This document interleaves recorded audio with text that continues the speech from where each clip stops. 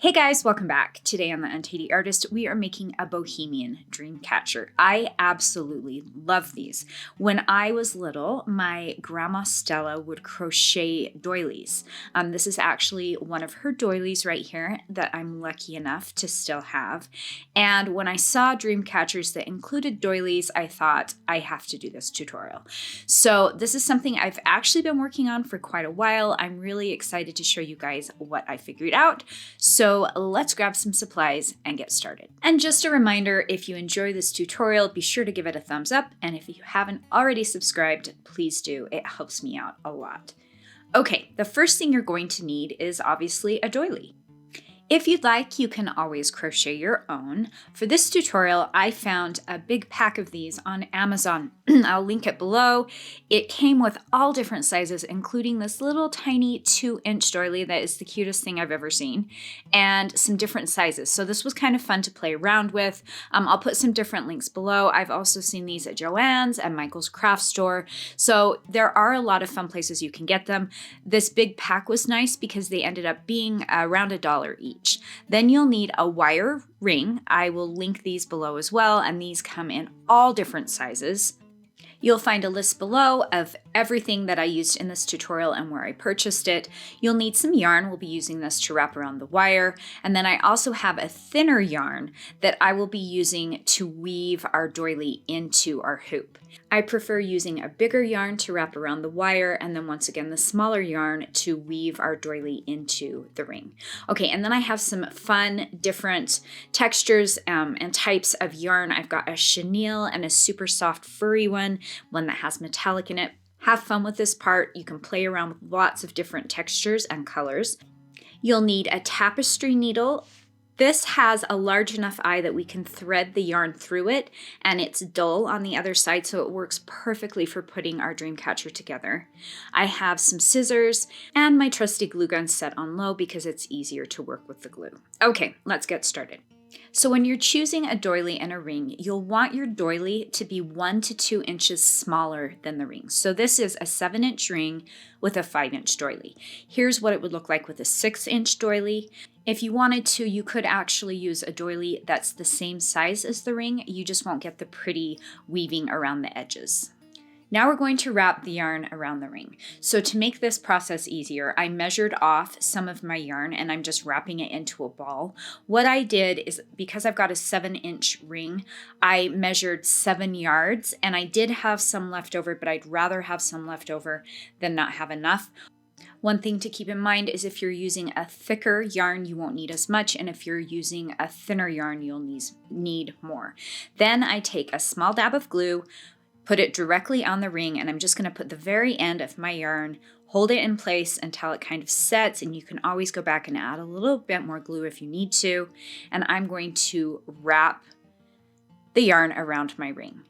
Now what I like to do is I'll wrap it around a few times, and then I always keep one of my hands on the part I've already wrapped to hold it in place and keep it tight. So I'll wrap a few times and then push the yarn so it's nice and tight, so we're getting a nice even covering of the yarn around the entire wire. So wrap a few times and then I push it and hold it in place.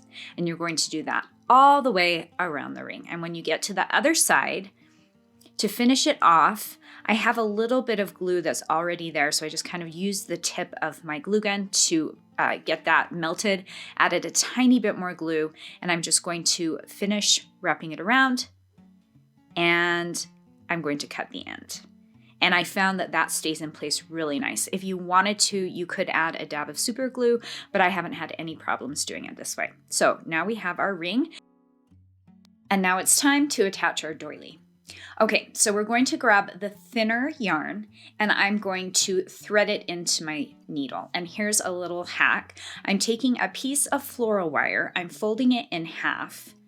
I'm going to put that around my yarn, and then I'm going to put the tip of the floral wire through the needle, and I have just threaded my needle. Super easy. For this part, I measured off about 2 yards of the yarn. I definitely had some left over, but once again, I'd rather have too much than not enough. Okay, line up your doily and center it in the center of the ring.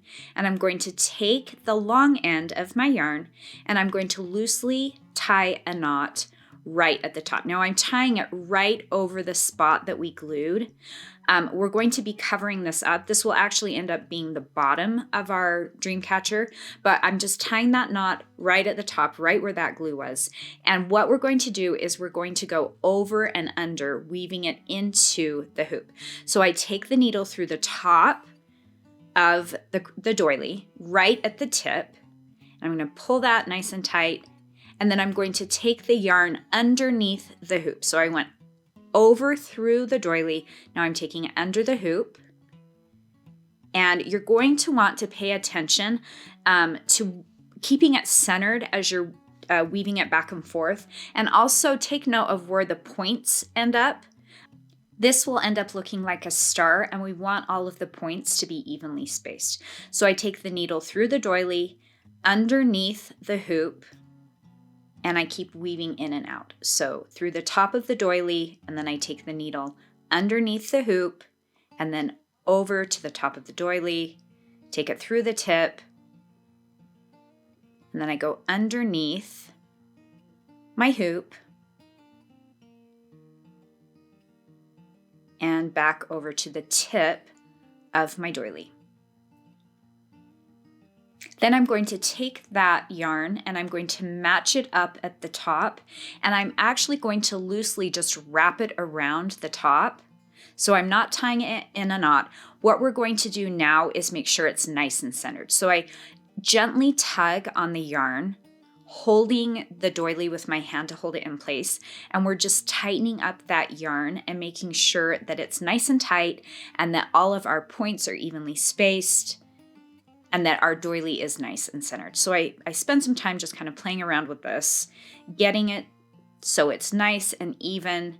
And when I'm done, I'm actually going to take some glue and I'm going to put a tiny dab of glue on top of both ends of my yarn, and then I'm going to tie it off in a knot. So you can see it's nicely lined up at the top. Take our glue and tie it in a knot. Now this is actually going to be the bottom part of our Dreamcatcher. So after I tie it off, I'm just going to cut off those ends, and we're actually going to cover this part up with our yarn that's going to hang down. Now for the fun part. Now we're going to add all of our beautiful pieces of yarn to hang down from our Dreamcatcher. So I have the bottom of my Dreamcatcher is now where the knot and the glue is. I get it all lined up so I know exactly where my top is. I get it nice and centered, and then I'm going to cut my pieces of yarn to hang down.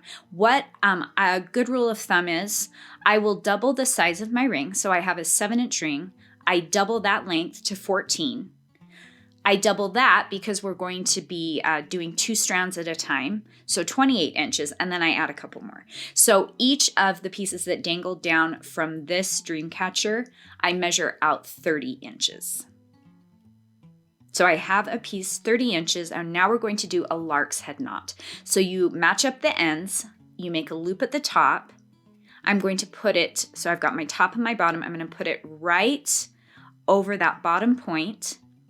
And then I'm going to hold it in place and then use my other 2 fingers to pull the thread from behind. So I reach through the loop and pull the yarn through the loop. And we have our first piece of dangling yarn. There's no specific pattern on this part. You can honestly just put the yarn in whatever order you want to, dangling from the bottom.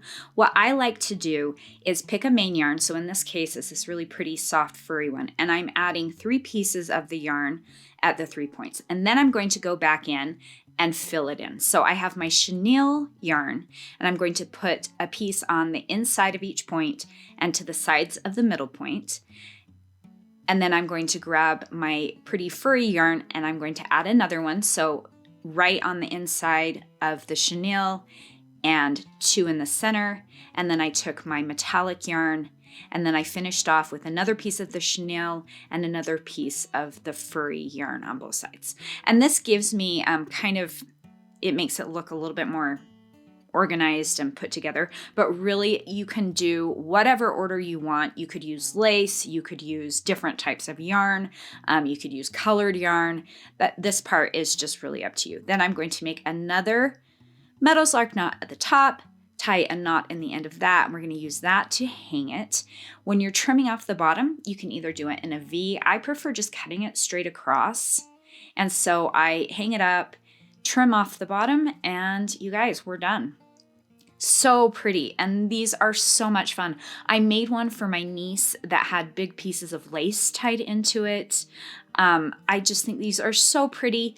They're so much fun to make, and they come together really fast. So here's a smaller 5-inch one that I made, and you can see I did it into a V, and I used a lot thicker yarn dangling from the bottom and added a little bit more.